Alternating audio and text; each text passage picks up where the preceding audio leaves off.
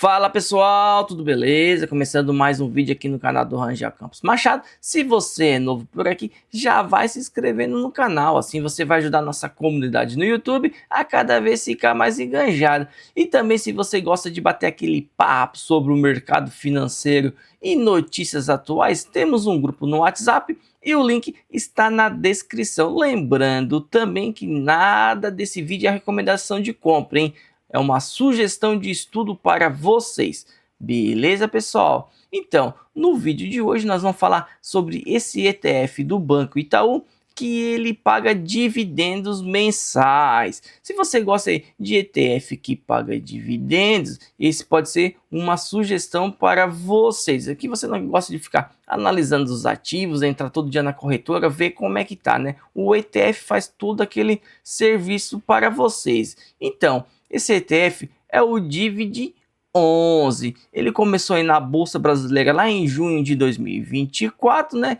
E olhando ao longo do período, ele teve uma alta aí bem interessante, mas a gente vê que a bolsa não está no melhor momento e ele vem sofrendo uma queda, né? Se você investiu nele desde lá do começo, de quando ele começou a operar na Bolsa Brasileira, você está perdendo 1%, mas ganhou dividendo, né? Não se preocupou em ajustar a carteira, qual o melhor. O ETF fez esse serviço para vocês. Agora a gente vai analisar os dados desse ETF. A gente já viu que é um ETF operado pelo Banco Itaú.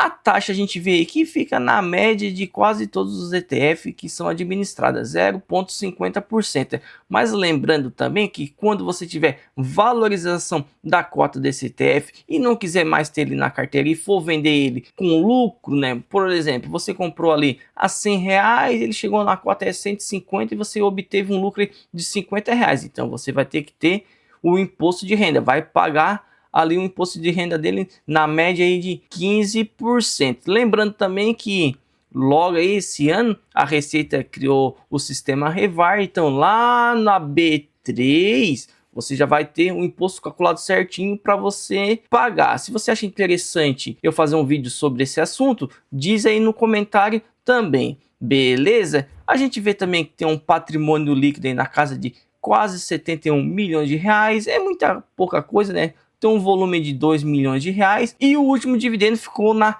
casa de 71 centavos, né? A gente vê que esse ETF, ele tem, né, aqui conforme, né, as facilidades que a gente já falou, né, uma eficiência do investimento indexado, uma distribuição de dividendo mensal, uma diversificação, né? Porque ele replica o índice da Bolsa Brasileira, né, de dividendos, né, o IDIV. Conforme eu já falei, você não quer ter aquele trabalho, coisa arada, né, ele vai fazer todo esse serviço para você, mas também ele se espelha lá no IDIV, tem uma composição bem interessante na carteira que logo a gente vai ver também, né. Falando um pouquinho sobre dividendo, a gente vê aqui que ele também aluga as ações, né. Você que tem uma corretora aí que aluga as ações, sabe que gera um valorzinho ali mensal. Então esse ETF também ele tem os ativos, ele aluga as ações para as pessoas que querem operar na baixa, então ele ganha um saldinho onde também rende um dividendo mensal para você a mais, fora que eles têm aquele da empresa da sua carteira que vai pagar dividendo e também vai repassar para vocês. A performance dele, a gente já falou, na rentabilidade está aí caindo 1% também, não, né? Tá de boa, tá aceitável, né?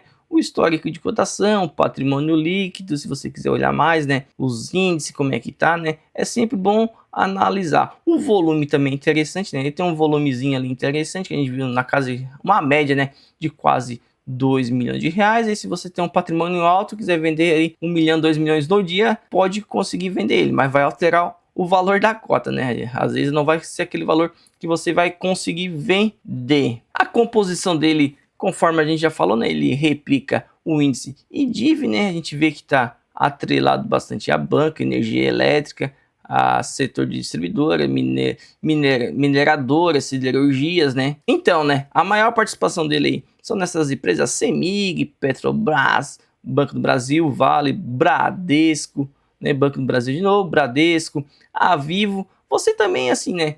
Ah, não quero pagar taxa, eu gosto de estudar e gosto de aprender, né?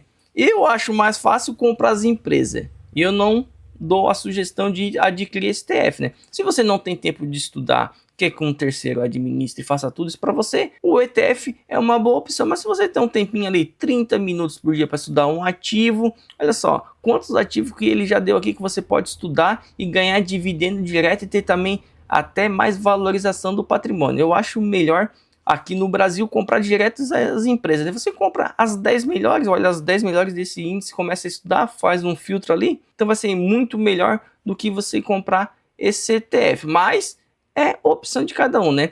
Se você é daquele lá, né, conforme eu já falei, não quero nada, quero só comprar o ETF sem se estressar. Esse é uma boa opção para vocês. Continuando a composição dele, a gente vê aqui que ele aluga os ativos conforme eu já falei lá atrás, né? Então, alugando os ativos mensal, o que vai acontecer? Você vai receber mais um pouquinho de dividendo, além do que as empresas que ele tem na sua carteira vai pagar de dividendo, né? O aluguel geralmente acontece o quê? Quando alguém, né, um trader quer apostar na baixa daquela empresa. Então ele vai alugar bastante ação e vai definir um preço para ver se aquela ação vai cair. Se aquela ação cair e ele tiver um lucro, aí o lucro é dele, mas você vai obter um lucro no quê?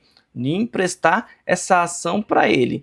Aí vai ter um lucrinho. Cada corretora tem taxas e taxas, né? A corretora que eu tô lá, que é a Clear, então, tipo assim, se eu ganho R$1 de lucro da ação, né? Repartindo aí, eu vou ganhar uns 40 centavos, a corretora 60. A corretora, pelo menos na Clear, ela tem bastante taxa e o cara que empresta ganha pouco. Mas ajuda, né? Se eu tô acreditando naquele ativo por longo prazo, vale a pena eu deixar na minha carteira. E vou alugando e vou gerando um dividendozinho ali sintético para minha carteira. O histórico de dividendo a gente vê aqui. No último mês a gente já falou lá, né? Valorzinho de 71 centavos, bateu a cota de 1,43%, né? Então bem interessante. O mês anterior 0,77, 0,34, 0,24, 1,48. Se ele paga aí na casa entre 6% a 10% no ano, tá valendo a pena mesmo com as taxas, né? Naquela parte que eu já falei, né? As vantagens e as desvantagens de ter um ETF na carteira. A gente olhando aqui a composição por ativo da carteira, né? A gente vê que ele tá alocado mais em Petrobras, Marfrig, Banco